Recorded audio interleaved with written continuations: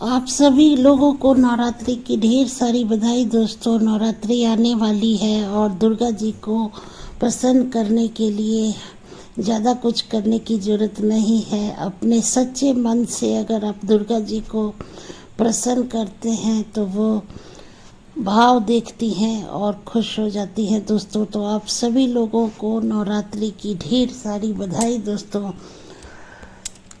नवरात्रि एक हिंदू त्यौहार है जो देवी दुर्गा के 9 रूपों की पूजा के लिए समर्पित है। यह 9 रातों और 10 दिनों तक मनाया जाता है। नवरात्रि साल में 4 बार आती है, लेकिन शरद और चैत नवरात्रि सबसे महत्वपूर्ण मानी जाती है।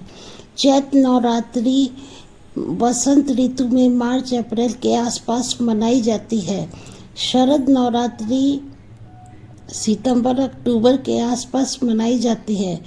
देवी दुर्गा के 9 रूप। नवरात्रि में 9 देवी दिनों में देवी दुर्गा के 9 अलग अलग रूपों की पूजा होती है। प्रत्येक दिन एक विशेष रूप को समर्पित है। शैलपुत्री हिमालय की बेटी पहले दिन, दूसरे दिन ब्रह्मचारिणी तपस्या करने वाली, तीसरे दिन चंद्रघंटा शांति और कल्याण की देवी, कुमंठा ब्रह्मांड की निर्माता, पांचवा स्कंद माता भगवान स्कंद की माता, कात्यायनी योद्धा देवी, काल रात्रि सातवां, काल रात्रि अंधेरे और अज्ञान का नाश करने वाली, आठवां महागौरी शुद्धता और शांति की देवी, और नौवां सिद्धात्री सभी सिद्धियां प्रदान करने वाली। तो इस तरह से 9 दिन 9 देवी की पूजा होती है। और नवरात्रि के दौरान भक्त देवी दुर्गा की पूजा कई तरीक़ों से करते हैं। घट स्थापना, पहले दिन कलश की स्थापना की जाती है। व्रत उपवास, बहुत से लोग 9 दिनों तक उपवास रखते हैं। आरती, देवी की आरती गाई जाती है और पूजा की जाती है। जप और मंत्र, भक्त मंत्रों का जाप करते हैं। और कन्या पूजन, अष्टमी या नवमी के दिन 9 कन्याओं का भोजन कराकर उनकी पूजा की जाती है। नवरात्रि पर अच्छाई की जीत का प्रतीक है। यह त्यौहार देवी दुर्गा और महिषासुर के बीच हुए युद्ध की कहानी से जुड़ा है, जिसमें देवी ने महिषासुर का वध किया था। तो नवरात्रि आती है तो लोग अपने घरों की पूरी सफाई कर लेते हैं और सात्विक भोजन बनता है। लहसुन प्याज का अंश नहीं रहता है। और बहुत सारे लोग कीर्तन भी करते हैं। घरों में बहुत ज़्यादा भजन कीर्तन होते हैं और सभी लोग सभी तरह का फल मूल प्रसाद मिठाई जितना उनसे होता है नवरात्रि में 9 दिन तक खूब धूमधाम से हमारी देवी दुर्गा को आह्वान करते हैं और उनका पूजा और भी कई चीज़ें की जाती है, जैसे गरबा और डांडिया। खासकर गुजरात में लोग रात में गरबा और डांडिया खेलते हैं। रामलीला, उत्तर भारत में नवरात्रि के दौरान रामलीला का मंचन होता है। सजावट, लोग अपने घरों और मंदिरों को सजाते हैं। और भंडारा, 9वें दिन कई जगहों पर गरीबों और भक्तों को भोजन कराया जाता है और भंडारा किया जाता है। मेले और पंडाल बड़े बड़े लगाए जाते हैं और सजाए जाते हैं, जहां देवी की मूर्ति स्थापित होती है और मेले लगते हैं दोस्तों।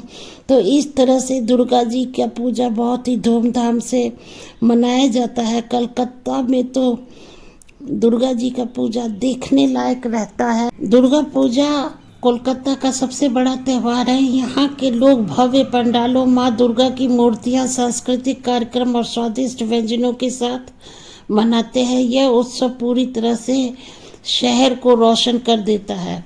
कोलकाता में दुर्गा पूजा सिर्फ एक त्यौहार नहीं बल्कि एक विशाल उत्सव है।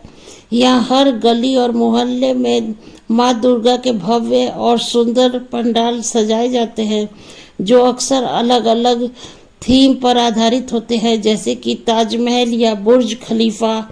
यह पंडाल सिर्फ सजावट के लिए नहीं होते बल्कि इनमें सामाजिक संदेश भी दिए जाते हैं।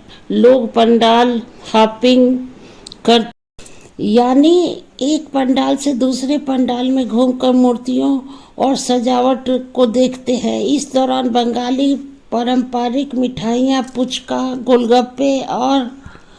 गोलगप्पे और अन्य स्वादिष्ट व्यंजन खूब खाए जाते हैं।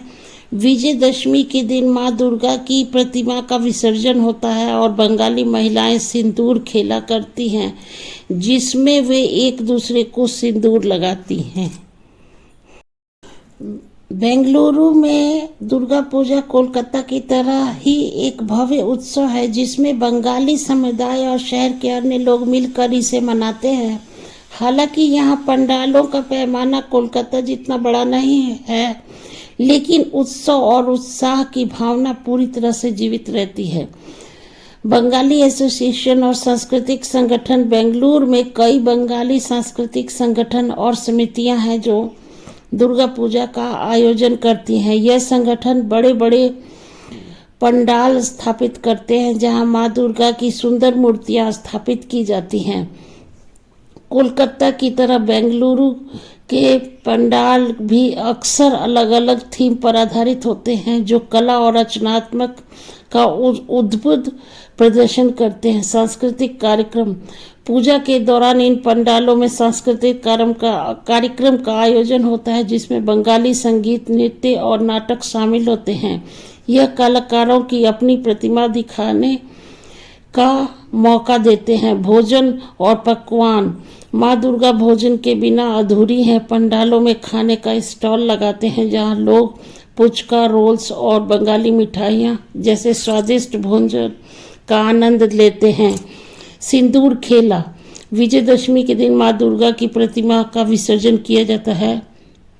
इससे पहले विवाहित महिलाएं पारंपरिक सिंदूर खेला में भाग लेती हैं, जिसमें वे एक दूसरे को सिंदूर लगाती हैं। बेंगलुरु में दुर्गा पूजा एक ऐसा अवसर है जो शहर में रहने वाले बंगाली समुदाय को अपनी जड़ों से जोड़ता है और अन्य लोगों को भी इस रंगीन और सांस्कृतिक उत्सव में शामिल होने का मौका देता है। यह त्यौहार विविधता और एकता का प्रतीक माना जाता है। दोस्तों, तो हमारे बेंगलुरु में भी दुर्गा पूजा बहुत ही धूमधाम से मनाया जाता है और बहुत ही अच्छा लगता है हमें दुर्गा पूजा।